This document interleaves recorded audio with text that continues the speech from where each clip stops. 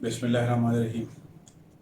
میرا نام افسر خان ہے اور میں deputy director group for climate change with government of Khyber Pakhtunkhwa under the environment protection agency.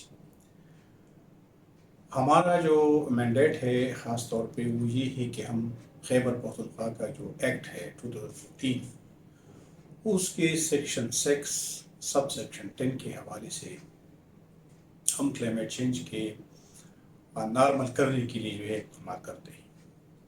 اس حوالے سے ہمارے ساتھ کلائمیٹ چینج کی پالیسی ہے، اس کا ایکشن پلان ہے، لیکن بنیادی طور پہ اب یہ جو ہے ایک عام آدمی کے لیے، ایک عام سٹیزن کے لیے لازمی ہے کہ وہ کچھ کنسیپٹ جو ہے وہ کلائمیٹ کے حوالے سے، کلائمیٹ چینج کے حوالے سے، کلائمیٹ ویریبلٹی کے حوالے سے، گرین ہاؤس گیسز کے حوالے سے اور گلوبل وارمنگ کے حوالے سے وہ تھوڑا سا کنسیپٹ یا تصور جو ہے وہ بنا لیں۔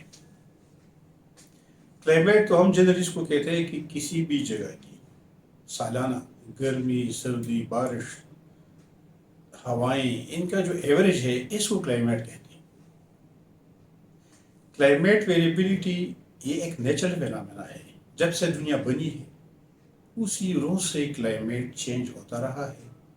اس فینامنے کو کہتے ہیں کلائمیٹ ویریبلٹی۔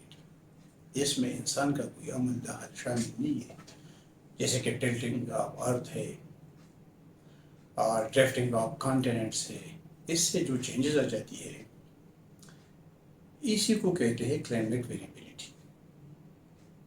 یہ جو آج کل جو فینامنا چل رہا ہے کلائمیٹ چینج، سائنٹسٹ یہ کہتے ہیں کہ 1960 تک ہمارا جو کلائمیٹ تھا یعنی پوری پلینٹ ارتھ کا وہ نارمل تھا۔ سیکنڈ ورلڈ وار کے بعد ہوا یوں کہ پوری دنیا نے ترقی شروع کر دی، سیول اسٹرکچرز جیسے کہ بلڈنگز وغیرہ اور ایکسپلوریشن آف فوسل فیول جیسے کہ آئل ہے، پیٹرولیم، ڈیزل، سی این جی وغیرہ، یہ چیزیں جو ہے ایکسپلور ہو گئی۔ اب ان کے استعمال سے ہوا کیا؟ ان کے استعمال سے گیسز نکلنا شروع ہو گئی، جس کو عام زبان میں گرین ہاؤس گیسز کہتے ہیں۔ یہ گرین ہاؤس گیسز دعویٰ کیا جاتا ہے کہ یہ ٹوٹل اس کی جو نمبر ہے وہ 6 ہے، اس میں پیرنٹ جو گیس ہے وہ کاربن ڈائی آکسائڈ ہے، اور ان کی ہیٹ اینڈ ٹریپنگ کیپیسٹی کا بھی زیادہ ہے، جس کو اسپیسیفک ہیٹ کہتے ہیں۔ ان کی زیادہ ہیٹ ابزارب کرنے کی صلاحیت رکھتے ہیں۔ یہ گیسز جب پلینٹ ارتھ میں نکلتے ہیں باہر تو ہمارا جو ایٹماسفیئر ہے، جو ٹروپوسفیئر ہے، یہاں تک یہ ایکوموڈیٹ ہو جاتی ہے ایک بلینکٹ کی شکل میں، ایک چادر کی شکل میں۔ تو یہ جو گیسز ہے یہ اوپر سورج کی جو شعاعیں ہیں یا دوسری جو بھی ریز ہے جو سورج کے علاوہ ہے، جس کو کاسمک ریز کہتے ہیں، اس کو یہ انٹریپ کر دیتے ہیں، جس کی وجہ سے ہماری جو پلینٹ ارتھ ہے، ہماری جو زمین ہے، اس کا ایوریج درجہ جو حرارت ہے وہ بڑھتا جا رہا ہے۔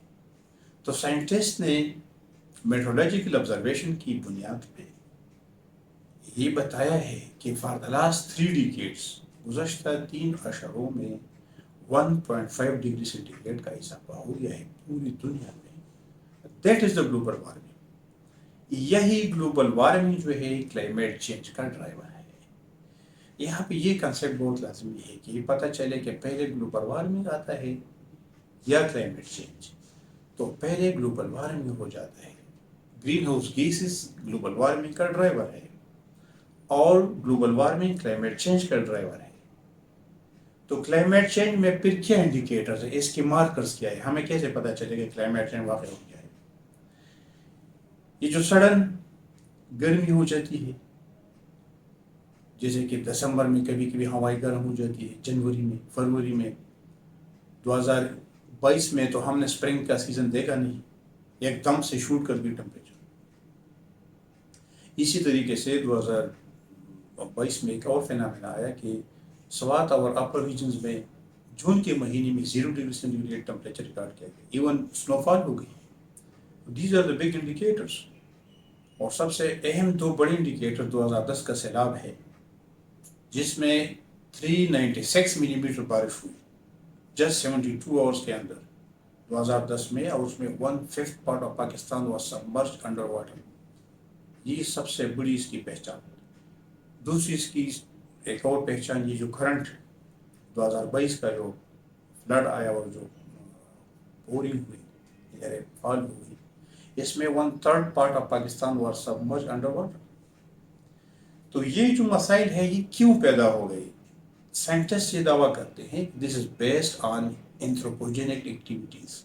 انسان نے کارخانے بہت زیادہ لگائے، ایسی گاڑیاں لگائی ہے کہ اس میں کمپلیٹ کمبسشن نہیں ہوتی، جس کی وجہ سے یعنی کہ پوری اگر اگنائٹ نہ ہو فوسل فیول تو اس میں سے پھر گیسز جو ہے وہ نکل جاتی ہے دھوئیں کی شکل میں، جس میں sulphur dioxide, sulphur trioxide, NOx, SOx, اس قسم کی گیسیں شامل ہیں.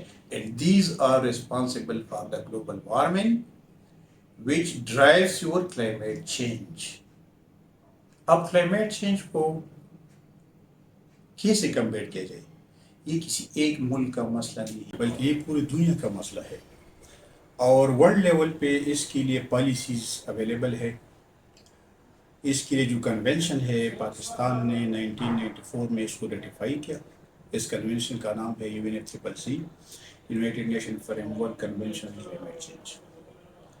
اب بات یہ آ جاتی ہے کہ اس کے اثرات ہمارے اوپر کیا ہوں گے. دیکھیے کلائمیٹ چینج کا جو پہلا جو شکار ہے وہ فوڈ سیکیورٹی ہے. آپ کے واٹر کو تھریٹس ہے، کیونکہ جو پریسیپیٹیشن کا پیٹرن ہے اب وہ چینج ہو چکا ہے. اب غیر سے یقینی صورتحال ہے، بارش کیسے ہوگی، کہاں ہوگی. جو 30 سال پہلے کے پیٹرن تھے اب اس پہ پریسیپیٹیشن نہیں ہوتی رہی.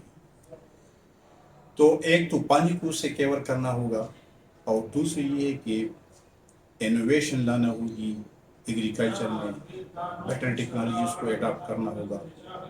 اسمال ڈیمز بنانی چاہیے تاکہ ہم پانی کو اسٹور کر سکیں. فارمولیشن پہ کافی جو ہے وہ کام ہو چکا ہے، اب امپلیمنٹیشن کا دور ہے. اور یہ صرف گورنمنٹ کا وہ اختیار میں نہیں ہے کہ کلائمیٹ چینج جو ہے صرف گورنمنٹ کا کام ہے، بلکہ یہ اچھے سٹیزن کا کام ہے کہ ہم جو ہے پولوشن نہ پھیلائے. ہم جو ہے ماس ٹرانزٹ استعمال کریں، یعنی کہ جیسے کہ BRT ہے، دس از ماس ٹرانزٹ.